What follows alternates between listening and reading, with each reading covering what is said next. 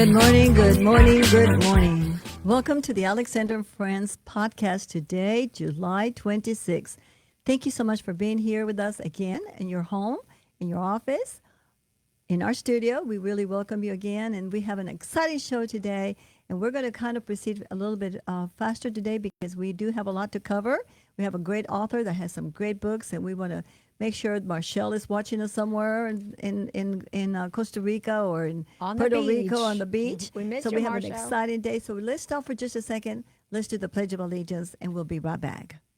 I pledge allegiance to the flag of the United States of America and to the republic for which it stands, one nation, under God, indivisible, with liberty and justice for all. Wow. It's an exciting thing to listen to our Pledge of Allegiance. It's going praying and Pledge of Allegiance are the two most important things in my life. Thank you so very much. This is our Saturday, the first and last Saturday of every month. This is Alexandra and Friends. You can find us on Facebook. You can find us on YouTube, Google, Apple. Please sign up, subscribe to it, because that is what makes us grow bigger and bigger and bigger, and we can start getting some people to pay for their advertisements because they listen to us. We appreciate you very much. Thank you so much for being here today. We have a full house, and we appreciate your attendance, and we have an exciting author that came all the way from Kansas just to be here today with you today. Elena, good morning. How are you? Good morning. Shabbat Shalom. I'm Shabbat doing Shalom. wonderful. Thank you so much. And we've got a special co-host filling in for Miss Marshall Johnson. Yes, we miss Marshall, but we've got somebody just filling her big shoe here. Yes. Mr. Roland Mr. here. Roland, Good Roland morning. Castaneda. There's no way I could ever fill her shoes, but I'm here to try. Well, Roland, thank you for being here today. Roland is part of my start of the podcast way back almost 5 years ago in October. And Liz Castaneda and Roland were my inspiration to help me with my sponsors to get to where I am today 5 years later. So thank you very much for that. Liz Castaneda did all my photos and my website. So we appreciate you very much for being here and taking part of the co-host. Thank you so very much. Thank you. And I want to thank our producer, Antirian G, who is an amazing, and our young producer, Andy, who does a great job. He's an intern for the college. So we appreciate that. And of course, Elena, I want to thank her for her book, and she's starting to write her second book. I'm writing my second book. It's a children's book. Like today's author, our guest, we care about our kids, and we need to give some good content, and especially who God is and His love for these kiddos, the babies. Well, let me just, somebody sent me a little message a little bit ago, wants to know a little bit about our topics on our podcast, because this person's been watching, was telling me that's been watching us for almost a year. Our topics are about life, health, wealth, and love. Our guests are from all walks of life, and everybody has a story. And what we do is we give you the opportunity, if you've never been on a podcast or you've never told your story, to tell your story. We also have, we've had doctors from Parkland Hospital from the mental health. We've had hundreds of people that have been our guests that bring a story. And I'm going to tell you that I haven't forgotten my very first guest, which was Mr. Jolly with the Jolly Bakery. So as you come, we have a history of so many people that have been here, and we appreciate it. We have a lot of authors that have become some famous, and they have shown up. So we appreciate you very much, and we appreciate you being here today. So I'm going to just go to Roland and chat with him a little bit, see what he's doing happening. So Roland, tell us a little bit about what's going on with you and the family. Oh, just same old, same old. Actually getting ready to gear up for school. School starts up here in about 2.5 weeks. Got 2 kiddos that are now working at the Pocket Sandwich Theater. Yes, I saw them last night. Just business is good. Business is busy. The days are very packed. We're busy, but looking forward to school starting and maybe getting back to some normalcy. Well, I want to just go back and remind, about 2 years ago, I had Roland and his wife. They were my guests on I think it was at 660 The Answer. Yes. We spoke about adoption. And we had Buckner home. We talked about adoption because he's a proud father who has adopted his children. Yes, indeed. And I'm very proud of him. And so one of these days we'll have to come and revisit this show again. Maybe we'll have the kiddos on too. Yes, we did. Can actually put faces to the yes, names. Yes. So that was an exciting show. It was about 2 years ago. And I was still at 660 The Answer, I believe, if I'm correct. Yes, indeed. So it's exciting. So it just makes it really good when I turn around and see him. He was one of my guests. It was exciting. So, well, without very much time to pass, I want to introduce a very special guest today who came all the way from Kansas City to Texas because she thinks she's a Texan, but she's not, okay? She's adopted. She's adopted. Well, Miss Kim Pollock McGrath. She is a former teacher, first graders, and an author. So, Miss Kim, welcome to Texas. Welcome. Thank to, you so much for having me. The podcast. the podcast. Well, I would say the Purple Cow Branding Studio. Yes. Alexandra Friends podcast. So Thank you for we are having very me. excited to be here. We're honored to have our sponsor, Rob Bliss, with the Meeting Place and the Purple Cow Branding to be my sponsor. So I really appreciate it. Thank you for driving all the way over here. So tell us a little bit about you. Tell us where you're from, who you're married, you got children. Do you run around on your husband and all those things, All the good news here. No, I'm originally from Independence, Kansas. It's southeast Kansas. And I bought a home about 4 years ago in North Texas because I was getting ready to have my first grandchild, and all my children live in North Texas. So I traveled back and forth from Kansas to Texas. So I consider Texas my second home, and Texas has been very, very supportive. I have 3 children and getting ready for my second granddaughter, and I have 2 dogs that are actually my babies now. Oh, great. And they're spoiled rotten. Well, thank you so much for being here. I appreciate that you took the time, and I know it's a long ways to come, but we're excited, and so many people that were watching you, and you'll be on YouTube and on our Facebook. So, and we'd love for you to take that and also send it over to all your other friends and tell Most them definitely. how excited it is. We're going to talk a little bit about her books, and she's got outstanding a fable about Miss Abel, the Carefree Tumbleweed, and she'll tell you all about it in her latest book too. So. And I want to just remind you that Elena Glassman, she's also an author, and Yes, she has an amazing book and getting ready to write for her second book. I've got my second book in the process In the and process. hired my illustrator, so I'm very excited. Very so. excited, and we have to remember that Marshall Johnson is also an author, and hers is all about marriage, which is exciting. So thank you so very much, and tell us a little bit. What are you doing now? Just a little bit about your family, and I know you're taking care of your mother also, which is amazing. That makes me feel very, very, very wonderful. So give us a little bit about your production of your writing of your books. How did you get started, and where did all this started? Actually, I was a first grade teacher for 29 years, and I was always, being a first grade teacher, I loved being up on stage. And the more the kids laughed, the more I performed. And I always called myself Mrs. Seuss. I did everything in rhyme. I wrote my jingles to line up. We had a jingle. I would write little stories to go with my lessons. And I've just always enjoyed, but I always wrote in rhyme. And I just always wanted to write a book, but it never fell into place. So talking about a story, first of all, I took early retirement after COVID hit. It was just too much and had some things going on personally with my family. So my son did traveling basketball, so I always did a lot of driving, following the team and all that. And I'm an observer, and I'm a very visual person, so I'm always looking. And I'd always come across a little tree out in the prairie all by itself. So I was just drawn to that little tree. So I just thought I want to write a children's book about this little tree, but nothing could come to mind.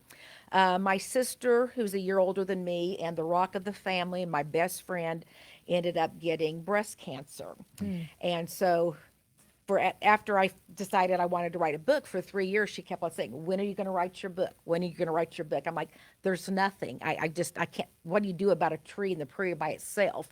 And I was going to a basketball game and on the bus and saw another little tree out there. And I thought, oh, there's another little tree out all totally by itself. And talking about timing, and this was totally God's timing. Everybody else was asleep on the bus, and all of a sudden, I hear this little tree is in the prairie all alone. And I'm like, oh, wait a minute. And I get my cell phone, I get to my notes. His little tree, the animals go by. He's hot and thirsty from the summer sun. And even got my title. So I went home, I got my laptop out, and I typed it all up. And a month before my sister passed, everybody got together, and I said, I've got my book. And I got to read it to her a month before. It wasn't published or anything. It was just my rough draft. So I got to read it to her before she passed.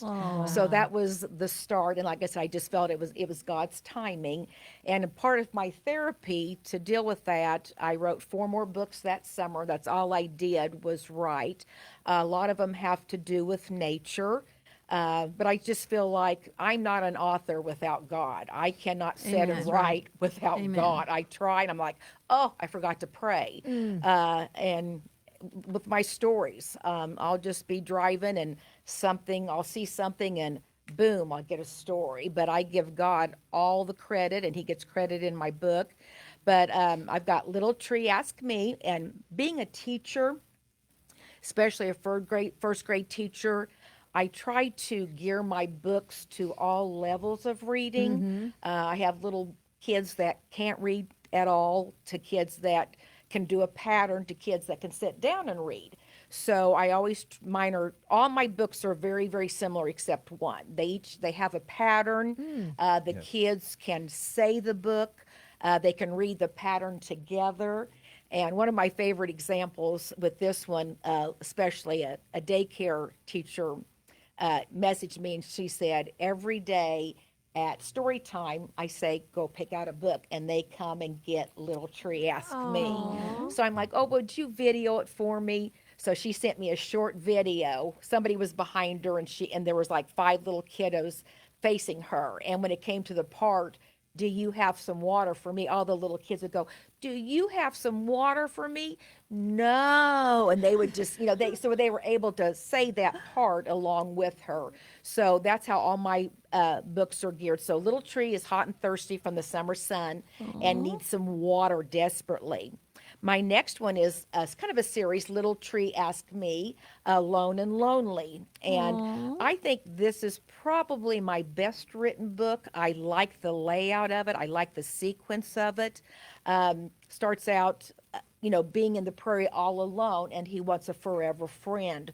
So an owl comes and lands, and so he asks the owl, and same pattern, will you stay with me? And the owl said, no. Someone's coming along. Keep your eyes focused on the ground. That's where your forever friend will be found. Right. So then it also goes through seasons. So he goes to bed during winter and then wakes up in the spring. So the animals come. And so again, it's a pattern where the kids can say along with it. A lot of prediction, but I just like the stages of this. And everything I do with my books, it's teaching. There's vocabulary, there's sequence, there's prediction that parents or teachers can use it in a classroom. They're also very faith-based. I read your books, and I did find it very interesting. For example, the Little Tree Ask Me, how he's always asking for help. And by the way, that little fox, I'd like to meet him out in public. But he's read all the books. I took him to him. The cloud. When the cloud comes, and the cloud's like, okay, I'm going to rain on you, basically, but if you're paying attention, the cloud kind of just goes away, and the tree is left sustained. And it hit me as a child, okay, it rained, the tree lives, everybody's happy. But as an adult, I'm reading it going, if I look at it from a faith-based point of view, that it's like it was Jesus who came and shed his blood so that we could live. And it was, for me, as an adult, reading a children's book, very impactful. And then we go to your second book, and you see some of the similar patterns, and I was like, wow, this actually is really amazing writing. And I love the way that they're illustrated, too.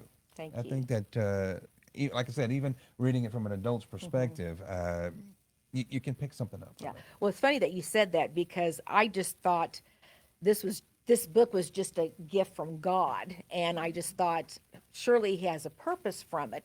But it took me a while. I was reading it one time, because I still pull them out and reading, and I kind of got that same feeling. What was God's purpose in this? And I just thought, little tree asked everybody about to die, do you have what I need? And nobody had what he needed. And the cloud came, and like I said, that was God. You have to ask me. I have what you need. So it took me a while to thought, hey, there is something behind Correct. this book. But it took me Absolutely. a while.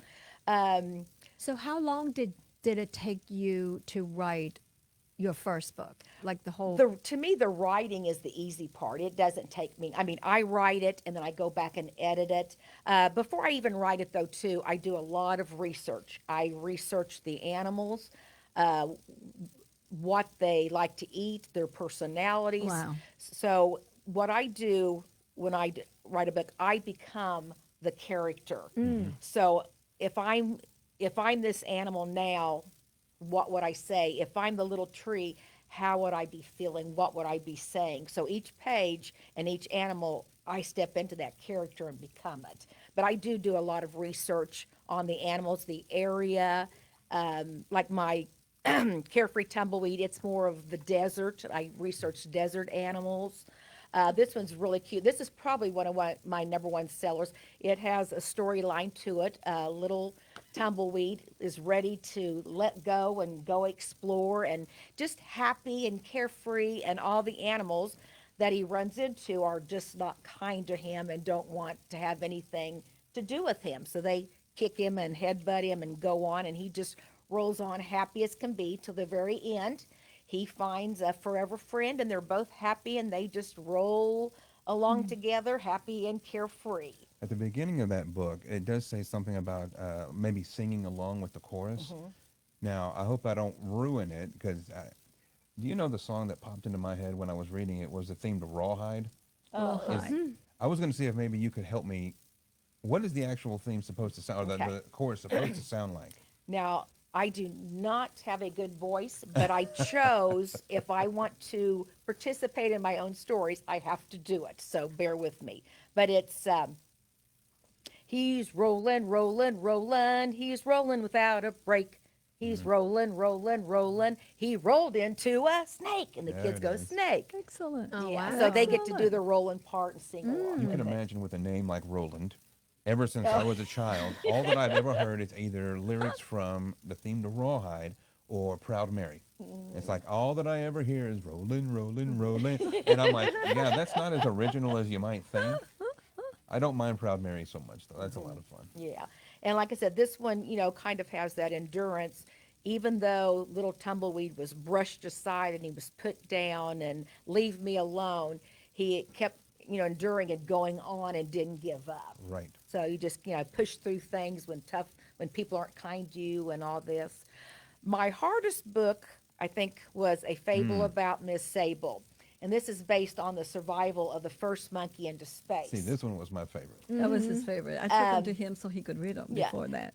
A historian who has the part in the back, the nonfiction actually about Miss Sable, came to me and he said, would you write a story about Miss Able?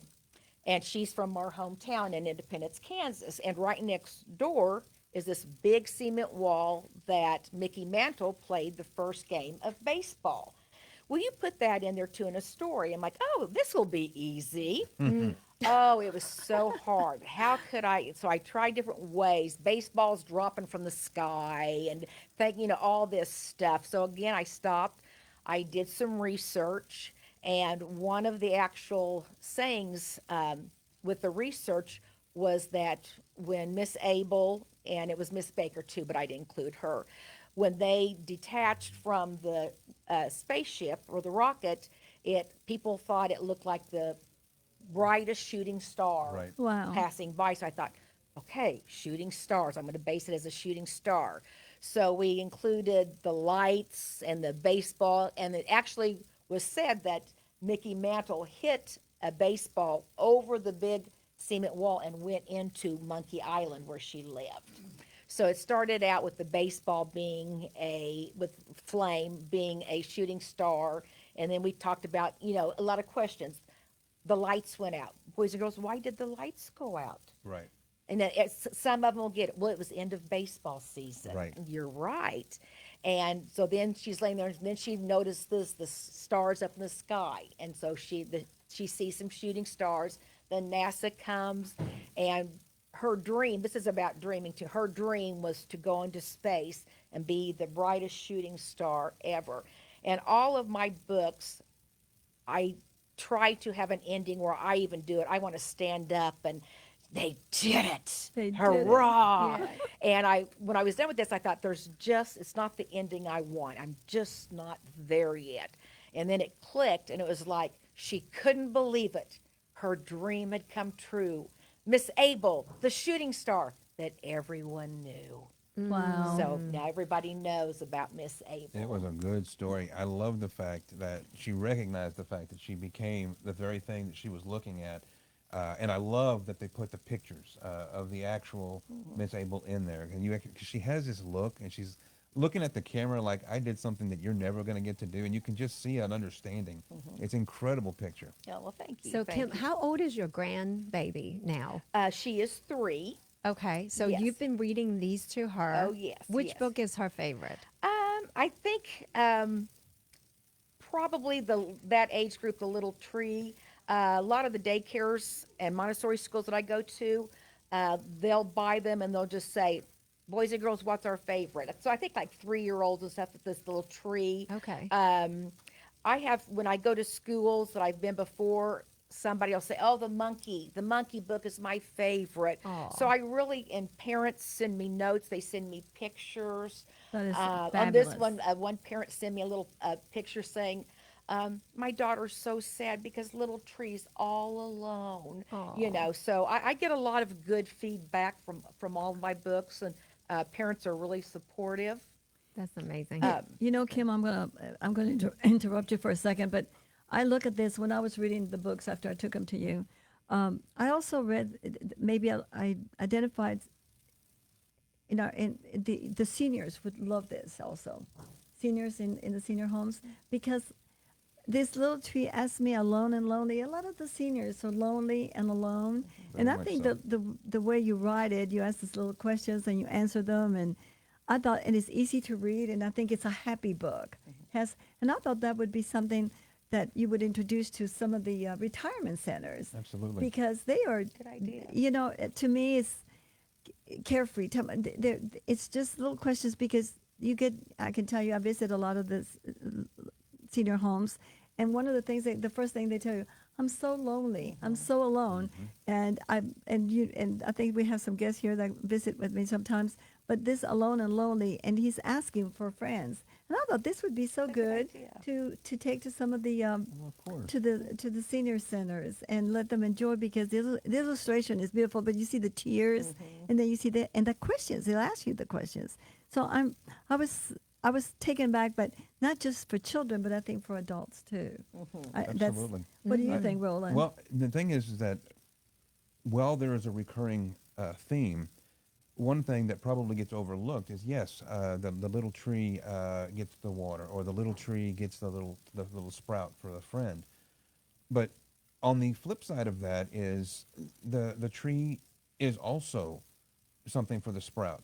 The tumbleweed is also something for the armadillo. For the armadillo. It's like, it's not a one-way street, it's a two-way street. Two-way street, So yes. they're both fulfilling a role, the role that they're actually supposed to fulfill.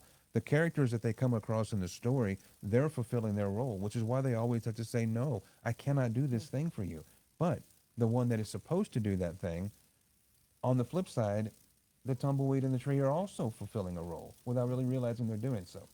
And I think that's what life is all about. Correct. If you look at it, this is a lonely tree, and he's asking for friends. And I think that it takes you to that level of adults that are by themselves, or children that are themselves. And I love the way it asks the questions, and I think that's where, and the illustrations are fabulous. Oh my gosh, The yes. illustrations, they're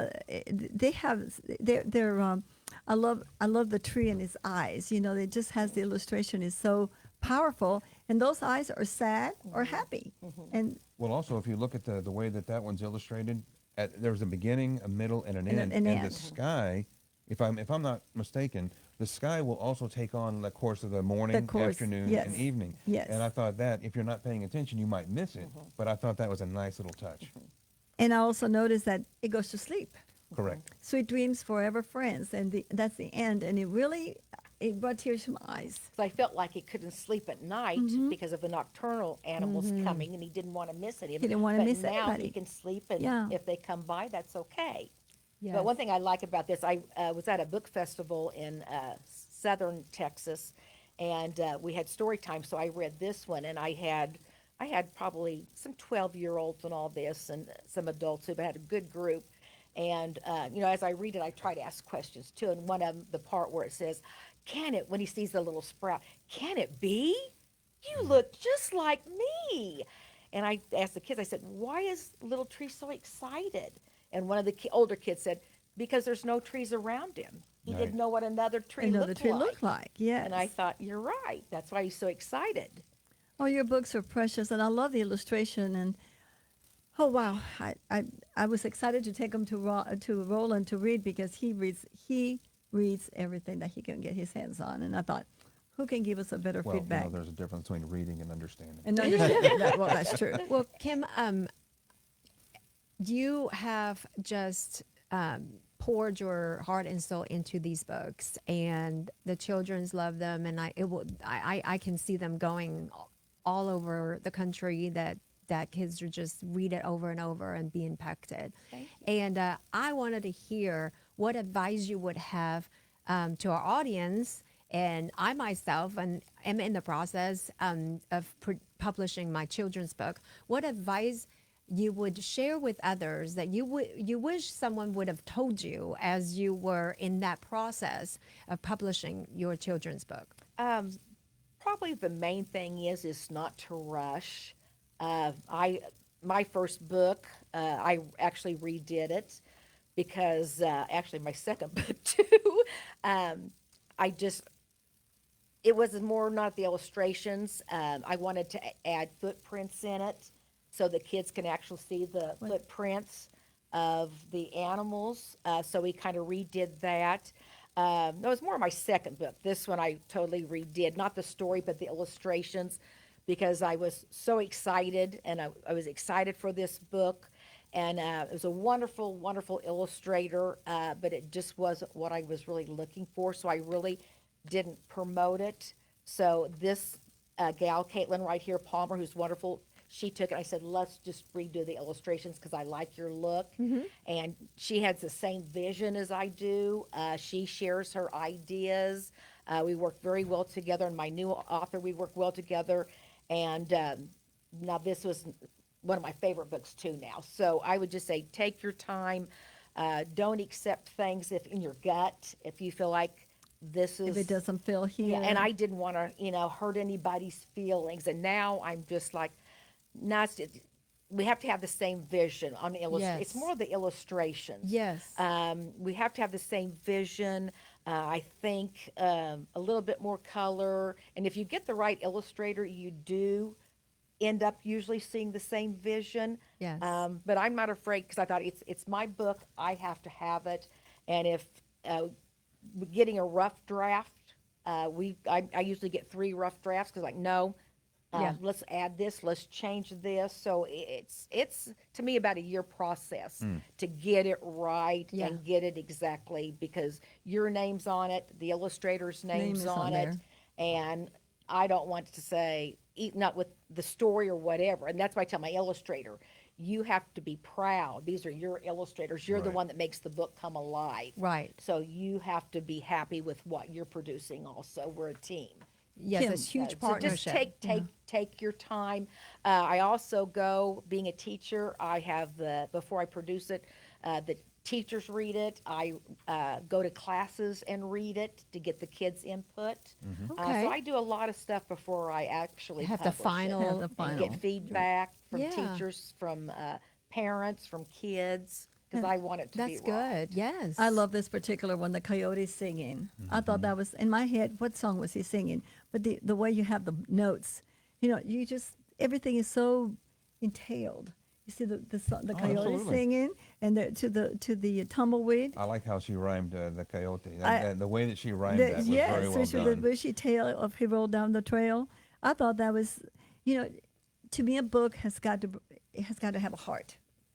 You know, it's like my Bible. It's like my Torah. But you know, just buying a book. You know, you see all this writing. I just love the way this you make the presentation for everything. But those little song notes, I thought that is so cute. And singing to the tumbleweed. But I love the endings. You always make the endings so. I love the endings. The I want endings that. are so Wow. so. What do you call it? So warm, and you want to find out the rolling. I mean, it's just like it's so cute, and I love the way you also illustrate your family. I guess is this you here? Is this the author right Yes, here? that's the author. We have an author page and an illustrator page. Illustrator. Yeah, well, is this Kim Pollock right here? Yeah, but I love the way you give the illustrator also. You know, Kaylin Palmer. I looked her up a little bit, and she does a fabulous job. So I'm excited. I'd say it's exciting books, and they're just not your regular. And now, if somebody wants to buy a book or order a book for their children, where would they go? Well, they are on Amazon, and I have a website. Can I say my website? Absolutely, we want you to say My your website Yes. is kimmcgrath.net, and it shows publicity, places I've done for appearances and stuff, and you can purchase the books on that. Okay. Also, my new book is Casey the Farm Dog. This was actually my second book that I wrote. And after having a granddaughter who was 3, who loves books, I went back because I hadn't done anything with it yet, and I thought I'm going to make it more geared towards 3-year-olds. So I did it to where I want it to be more of ages 2 to 7, but I want it to be a partner read with the parent and child. Good. And like the left page, it has like 2 sentences on it, and then the right side, Casey just wants to swim. Casey just wants to eat. Casey just wants to dig. So I've read this a couple times with my granddaughter, and I read the one page, and she's not reading it, but she'll say, Yes. Casey just wants to kiss. You know, so I want her to be able to participate or even just be able to tell the story. Oh, So I this is think it's Casey the Farm Dog. Casey just wants to play. And then my 6th book is Casey the Farm Dog. Casey just wants to help. Oh, Okay. Is there a special meaning about Casey? Actually, Casey was my sister's farm dog and Okay. a character. Okay. We have a lot of pictures, actual photographs of things that she actually did that we just changed and added and did the illustrations. But basically on her dog, and she was one of those dogs that performed and acted this way and was just a part of living life and having fun and just wanted to The play life of a and dog. have a good time. have a good I love time. how every book has a story behind it. And it's like, you watch a movie and you just love is inspired by Inspiration, true exactly. stories and Yes. events, and so Yes. there's more to it after you've read the book 100 times, and there's a story that just makes it come alive even more. Well, with this book, I thought, well, I know there's a lot of farm animals. There's a lot of dogs on the farm. So I thought, how can I make this different? And so I'm really kind of big on the beginning and the ending, and then I fill in between. So the beginning of this is where Casey wakes up with the sunrise with the rooster crowing. And the end of it is where Casey goes to sleep with the sun setting and the coyotes howling and yipping. Oh, Oh, wow. it's So so kind of a wonderful. little connection there. Kim, would I say that you were raised somewhere in the country? Yes. Somewhere in Kansas. Kansas, yeah? Because I see that your background and you love the animals and you bring them up to. Of course, I've been to your house. I've stayed there in Kansas, and I'm not a farm girl, so I learned a little bit while I was there at your home. But I gather from looking at reading the books that you have a background of. Tell us a little bit about your background. Well, I was raised out in the country. We mainly had horses, so we did the horseback riding and the fishing, and I've always been probably more of a country girl than my other 2 sisters. I love land. We had 14 acres, and I just walk around the pasture and, lay on a big rock and look up at the sky and just think and dream. And I love farm animals. It's just that peace and Yes. quiet, I think, out in the country. Your books are very peaceful. Very peaceful. They have a message, and The dog just takes my heart right now. I'm thinking about my Chewy and everything else. So. And I do, especially being out in the country and raised out in the country, if you notice, there's a lot of coyotes. I do love laying there with the windows open, listening to the coyotes howl and yip. And You got a little bit of everything. A lot of inspiration that you got from that area. You know, to piggyback on what Ellen was asking, you know, there's a lot of folks out there who may have it in their mind that they want to be a writer, an author. You've kind of touched on a few items of your inspiration. What would you say to an aspiring writer that wants to take that first step? What would you say is maybe something they should consider? I think first of all, you have to come up with an idea. I think most authors are pretty creative. I would also say they're probably pretty visual. Don't be afraid to come up with an idea. Just put it down on paper, and you know it may not be right the first time. Figure out how you want to do your writing and your style.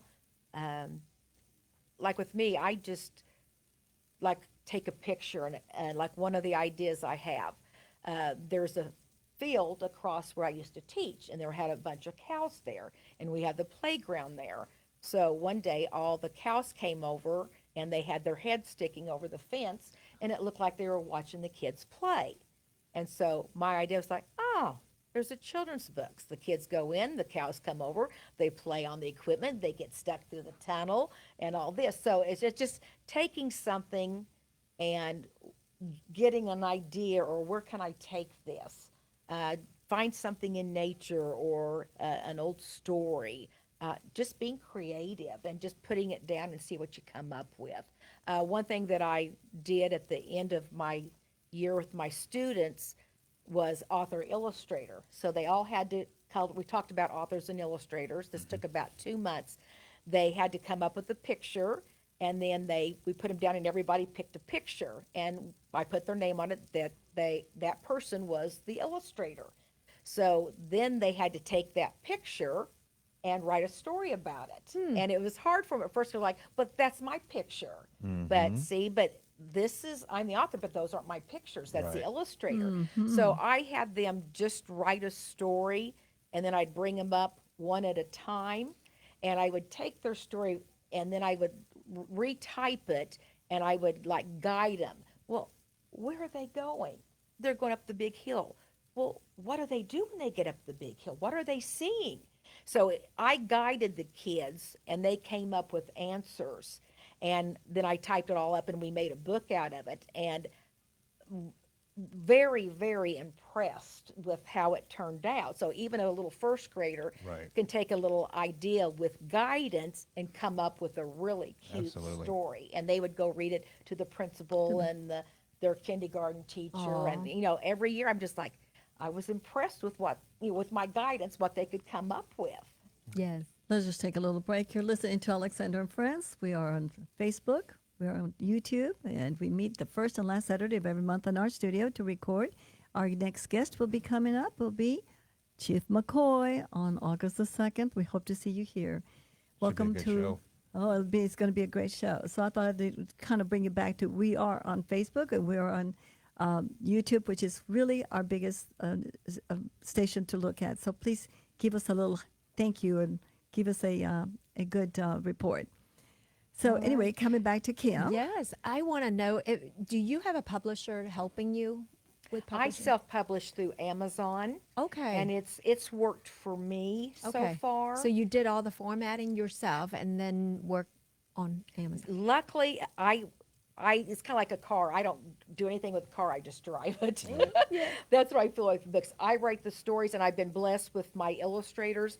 They do all the formatting and everything for me. So if I lost them, I would be lost. Yeah. That's Interesting. wonderful. That's Yes. And my new illustrator for this book, she had never done the formatting before, but she said, I want to try it. And I said, so I kind of walked along with her with what I knew. And she hit it right on and did a really good job. So It is because she said beautiful. that just gives me something to add to my resume that I can do formatting Yes. too. So she wanted to try it, and I let her, and She did it. I mean, a few little mistakes that we both learned, and Yes. that she got it right and did a very good job. So, No, as you can see. I'm glad you shared that, Kim, because there are different avenues of publishing a book, and you can go through a publisher to self-publish. But then I love the fact that you just found your partnership in an illustrator and did it all yourself. That's Right. great. And Amazon is a great place to. I mean, there's some marketing or publishing companies that will take your book, but they want $5,000. course. And I thought, I have probably 15 books total that I want to do and have ideas for. I can't pay $5,000 a Per book. book. Now, of course, everybody would love to go with Scholastic, and all that. course. That's a dream. But I'm at the point right now where I'm happy. If this is all I get to do, I'm happy. I'm okay. I think kids are enjoying my book, and I'm doing what I love. So how do you market them? I market them through Facebook, my webpage. I did do a marketing company, and I got a lot of hits on that. Okay. I was on 2 TV stations. This is probably my 4th or 5th podcast. I've been featured in some magazines. So sometimes you have to, pay a little bit of money, but I Yes. felt like the money that I put in towards it were It's worth great it. benefits. Yes. Yes, and I'm going to do it again.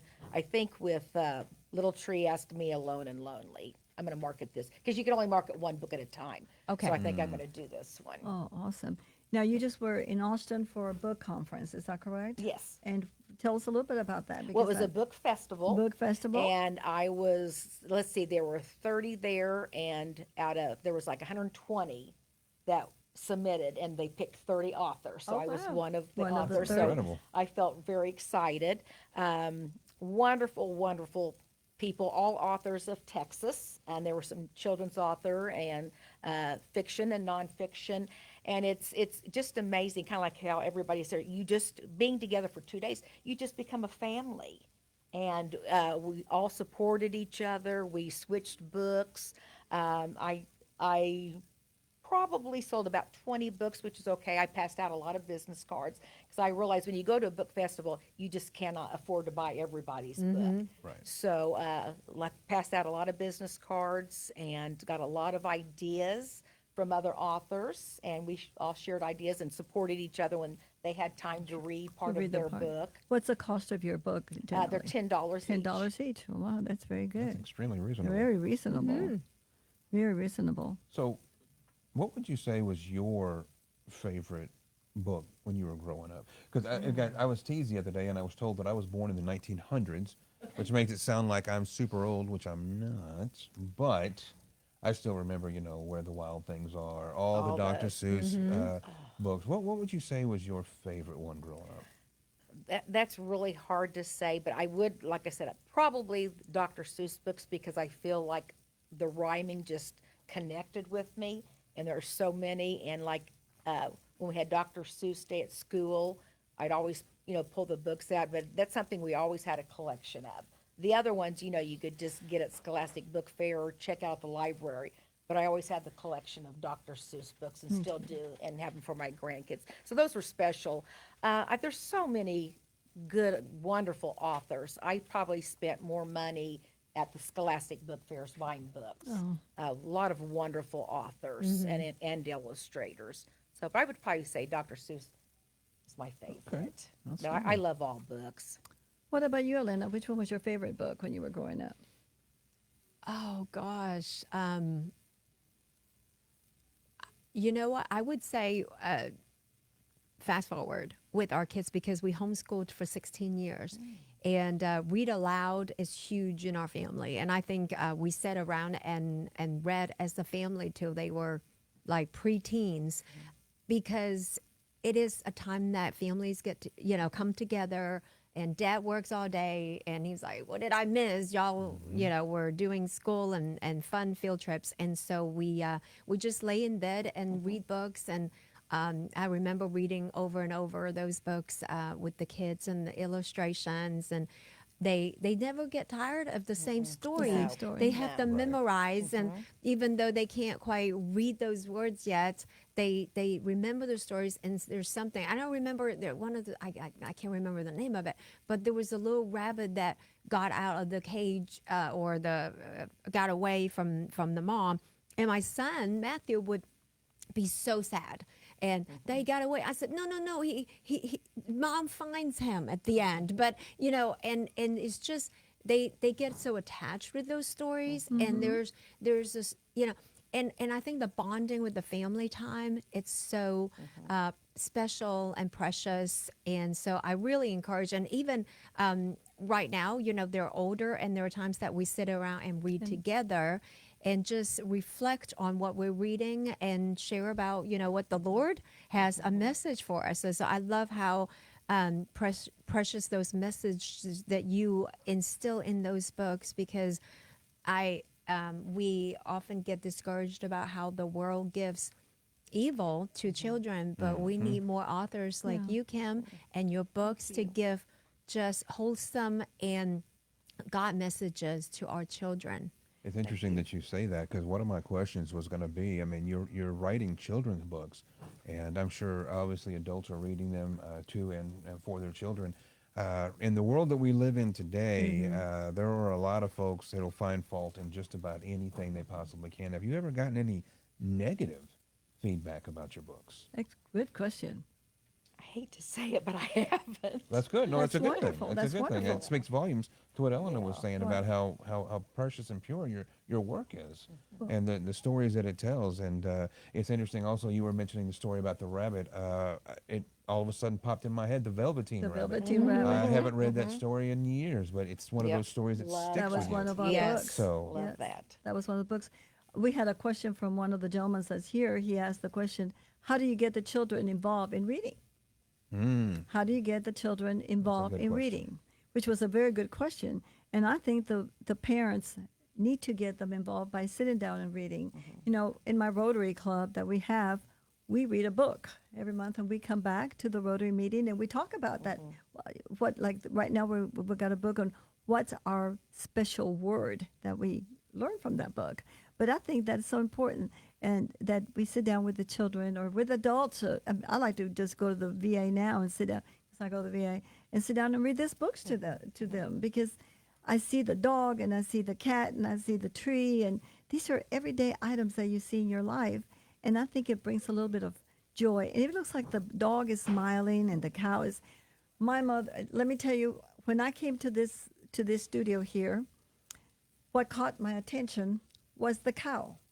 There was a cow sitting right there, just like that, purple cow. And my mother's name is Elsie. And I walked by. We had the Farmers Branch Chamber of Commerce next door. I came by. I'd never been in this building before. And there was this purple cow sitting right there. And it took, I'm thinking, oh my God, her name is Elsie. And it brought my mother back to my mind. And I thought, that is the most amazing cow. And I came in and I met Rob, and I said, the only reason I'm here is because of your cow. It caught my attention. My mother, it just took my care. So this cow was what brought me here, not anything else, because I was at the radio station. And I kept thinking, I see your cow, and I'm thinking, well, my name is also Elsie, just so you'll know, my first name. And you pick something up, and that becomes part of you. But Elsie was, if you remember, if anybody remembers, Elsie the cow was the Borton's milk. And I always hated that name, because in school they would go moo, And I thought, never use that name. Yeah. And I always told my mother, what'd you name me that? So you had to have your father and mother's name. So, but that, when I see these illustrations, it takes your heart, because you want to, it brings you maybe a thought or what you think. But I grew up with the bunnies books. And my great-grandmother used to write her books for me. You've 29 years. God bless you. Those years with the first graders, I'm sure they were more exhausting than those high school teachers that they have different issues to deal with. But, going back to one of our in the audience about making the children read. And I think about, someone has said once that shame never changes anything. Positive reinforcement.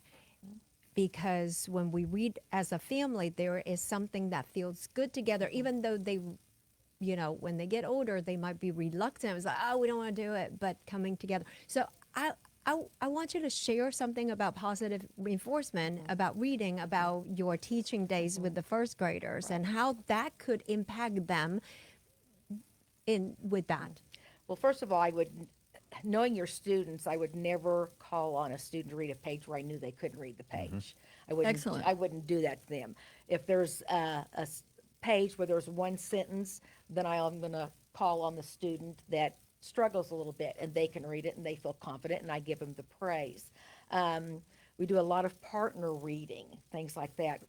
With the reading back then, though, it helps because I read the story, we read the story together, and then maybe the next day they partner read. So they're getting the same story that whole week where they can feel more confident in it. I think with reading a story to the kids, my favorite time was story time. I love story time. And I think with getting your kids interested in reading, it's all about presentation. If you just, and when I see someone, I said, now you have to read my books with enthusiasm. You have to be that animal. So if you just read it in a regular voice, it's probably not going to be that exciting. When I read this one or all of them, I become that animal. I snort when I'm the pig. I howl and I'm a beautiful growl. I become that animal. And if it's being not kind or grumpy, I use my grumpy voice. And, the kids laugh when I snort and being the bore. And it's all about performance. And, and presentation. And I've read to about 30 3-year-olds, and I had them laughing and rolling and singing with me and using my voice. So you have to keep their attention. You have to make them laugh. You have to make them be a part of the book. That's good. Yeah. But just use that performance. When they get older, and I know voices. that we're about, end of summer, but the summer reading programs, you read so many books or an hour a day and you track it, and then you get a reward at the end. And before you know it, the kids are like, oh, I got to do this 1 hour so I can get my prize. But then they get into the reading part and start enjoying it, right? Like your kids, at first it's like, oh, it's story time. I mean, they like it, but not really that excited. And then after a while, they grab that book coming to you, right? Instead, okay, we need to do this. That's really rewarding. But let me ask you, Elena, don't you think that the parents have to be as excited as the kids, that they really need to encourage? Absolutely. Because if the Follow an parent, example, of course. does not get excited about reading with their kids, then it doesn't mean anything. Right. And this is where we are. This is what we're lacking in today's world. Parents are too busy, or just have other things to do, and the books, they just sit there. And this is where they'd rather be on the phone than there. But I think if a parent, and I know you do it a lot, Roland, you do a lot of that with the children, but a lot of parents, like the question was asked, how do we get the kids to read the book? That was going to be one of my questions, is if these books are available in a digital format. What my experience is that if you put a book in front of a child that's in paper form, they'll turn their nose to it. But if you put it in a digital format where they can look at their phone and go through it, I'll say myself, I read all the time, and I have found, for whatever reason, and it may be just because of the screen or the limited words that are on the screen, it doesn't feel so overwhelming. I'm more receptive to a digital copy than I am a physical copy. And I didn't know if your books were available in a digital copy, because these kids are walking around with iPads and cell phones and whatnot. Do you see a market there? Now that you mentioned that, I think I'm going to look into it. No, like I said, it's just that comfort zone. This is what I'm comfortable with, but I know there is a market for that, and I probably need to look into that and see how that works. I think, I know Rob is somewhere here. He is a firm believer in touching the Me too. actual paper copy. too. And I think in our world that we're on digital device all the time, All the and time. I don't want to go on a tangent, but the blue lights and it's affecting our eyes and the children's they're being developing, and having something tangible that they can touch and just flipping those pages. There's something special about it. Pen and paper. Everybody's like, what if there's no electricity? You can't charge a phone. Can they write? And it just makes me happy when my kids prefer pen and paper calendar. I know that's kind of old school and kids are, I but do- when I my use kids paper calendar grabs for their everything. paper notebooks and I'm like, oh my gosh, thank you, Jesus, that they're still wanting that, because the writing, there's something different, and you're a teacher, something happens significantly with the writing with the hand and the brain the coordination and the learning process, right? Tactile. Yes. I agree with you. It's interesting. I did not realize, because it never occurred to me. Do you know they don't teach cursive in school Exactly. anymore? And I'm Exactly. thinking to myself, well, then how do they know how to sign their name? Or read But the then if Constitution. well, exactly. But if you sit there and you watch them sign their name, they don't write in cursive anymore. And it's like, wow. I've literally sat down with my children and written their name in cursive to see if they even recognized it. They don't even recognize it. Of course, people don't write checks anymore, and people digitally sign now. Yes. They just run Yep. over a little screen. It's incredible, Oh. the technology, but I think that it has, in a lot of ways, it has dumbed us down, and it has turned us into something less than what we really were meant to be. Yes. So I do agree with you on having No, something tangible. Oh, So- yeah, they stopped teaching it, but we homeschool. Our kids are still writing cursive. And so that is something that I think they need to bring it back. Oh, I think so too. And I think I you might agree. want to write a book on how to write. Keep the Well, writing going. Keep the writing going. Keep the cursive As a going. little tree about that, about writing. That might be something. Well, we're coming to pretty much to the end of our session, and I hate it because we could be talking the rest of the day. I Yes. love the idea. I have a calendar. I have paper calendar. I have paper everything. I like to Yes. write everything down because, to me, this means nothing. To me, this is nothing. I believe that, what you said is a necessary, but to me, and this is what we're missing in our homes. I don't know how many of you that are here have sat down with their children and said, let's read. I don't care if it's the Bible, the Constitution, the newspaper. Amen. I grew up with grandparents and great-grandparents that it was reading the newspaper every morning. My great-grandmother and grandmother would grab the San Antonio newspaper, and we'd sit down and obituaries, weddings, who was, this is how I grew up, and I still do it. But I think today this is what we're lacking, and I think the most important part of it all is coming together. This is what we do. When we sit down, we come together. And they learn and they learn also how to take care of the animals. Look how happy it is. It's a dog, and it's a pig, and it's a cow. And but I think for the elders, I think I That's a find good idea. alone and lonely. How many, if you go, like I go visit on Sunday sometimes, how many children haven't seen that parent? There's a nursing home that I go to here in Jackson, and it surprises me when they tell me they haven't had a guest in maybe a year, 2, 3, 4 years. And these little books would be so happy you could That's a give good them idea. away. So anyway, we're coming to the end of our show, and I hate to let you go, but I really thank you for bringing, these books are so amazing. And please give your name again and how they can order them, and your website again, and your phone number. And also, if somebody wants to write a book and they want some advice, can they call you? They sure can. I get Wow. messages all the time. Well, that is wonderful to know, because that's something that we can give. So I can only tell you that I'm excited about these books, and I really thank you for coming Thank all you the way for from having me. Kansas Yes, thank here, and I hope that we can keep this book so we can keep. We're going to start have them. we're going to start the youth library in the back room, because we have some young people that are wanting to bring their books here.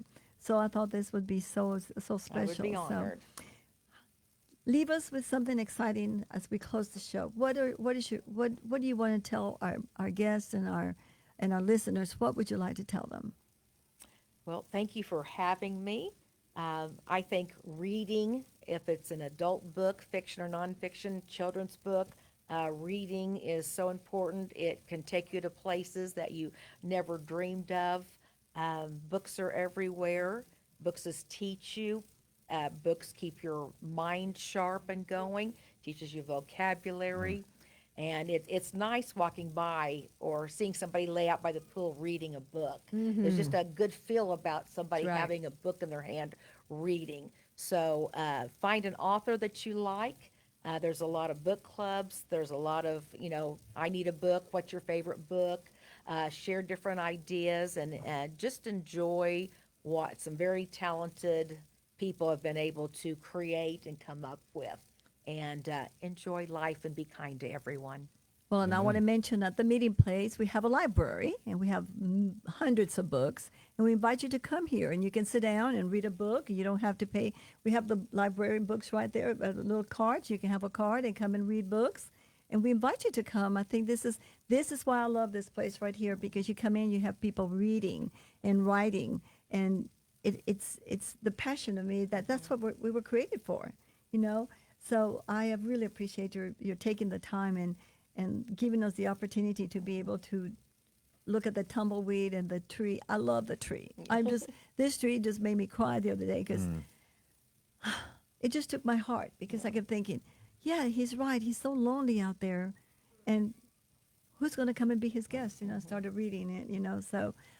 But we appreciate you being thank you here. for having Thank me. you It's been so an honor. much. We Everybody look was forward to wonderful. Thank maybe you, Kim. maybe on Thank her you for coming on. 16th book that maybe we're Yes. still here. And Roland, how do you leave us for the day? What message do you have for our viewers?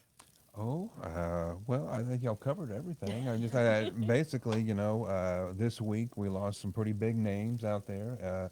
We lost Hulk Hogan here Hulk the other day. Hogan. We I lost grew up Ozzy with him, Osbourne. We yes. lost Malcolm Jamal Warner here. Yes. It's like just as a period piece, so that when we go back and we revisit this podcast, where we were in the world. Yes. I think if anything, I think that people need to concentrate more on what they have alike as opposed to where they differ. I think as a society, we would be able to move much forward if we work together versus work against one another. So Absolutely. maybe as you go out there into the world, try to figure out where you Where you can stand. meet and go from there. Kim, what would you leave us with? Well, Your website. oh, my website. I'm Kim Pollock McGrath, children's author, and my website is kimmcgrath.net. So you can look at that, and also my books you can purchase on Amazon. Absolutely. Absolutely. When was your first book that you wrote? What year was that? I may have to look. What does it say here? 2019? 19? Okay, so you've been doing this 2018, I think. 2018. So you've been doing this for about 5 years. Yeah. Very good. And what is the next book that you're writing? It is going to be a sequence to Casey the Farm Dog. This is Casey the Farm Dog, and the subtitle is Casey Just Wants to Play. And the next one will be Casey the Farm Dog. Casey Just Wants to Help. Oh, how that's Casey wonderful. helps on the farm. Oh, Wow. okay. well, I want to thank you again very much for being here with us today at Alexandra and Friends. We hope to see you on August the 6th. We have an amazing guest. Yes, we do. Chief McCoy from Farmers Branch. He will come and tell us a little bit about what's going on in Farmers Branch, what's happening with the city, and what are the issues that we need to focus on. Elena, what do you have to leave us with? Well, it's the end of July. We're going into August and school starting back. And I just think about the end of the season, beginning of the next. And I live in our Torah portions is the end of the book of Numbers. And starting tomorrow is the beginning of Deuteronomy. Devarim is the words of the Lord, retelling the story of Exodus by Moses. And I'm in the space of legacy, about what God wants us to have as for His inheritance, and what we want to leave for our children and grandchildren. So I think about your precious children's book is your legacy for your children and their children. And so I think it's something that we need to be conscious about, what we want to leave behind and pass on, that will make things better for our family and have eternal impact. Thank you so much. And all I got to say is that I'm very blessed to have this opportunity to bring wonderful guests and wonderful co-hosts for the last 5 years. And I will hope to continue to bring you the voices of some of the people that have never been able to bring their books or their voices or their stories to be heard. So I'm really excited for you to be here and for you to be listening. And we're going to close this, and I'm going to ask Elena to close us with a prayer, as we always do in every show. Thank you Yes. for being here. See you August the 6th, and thank you for being here. Shabbat Shalom. Dear Heavenly Father, we thank you for this glorious Saturday, the last Saturday of July, as we're still in the triple-digit Texas heat, but many of the families are preparing for getting ready for school, back to school, and we just think about these children. We're going to see school buses, and we're going to see kids going back to school and preparing for the next new school year, and how relevant that we have Kim here as the author of children's books. Father, you care about your children, you care about your babies, and we just pray for our next generation being raised up by you and through us, that we would be given wisdom, strength, and grace by you, to train up this next generation with hope, because there's hopelessness in the world, but God, you always have the solutions. You always have a way when there's no way.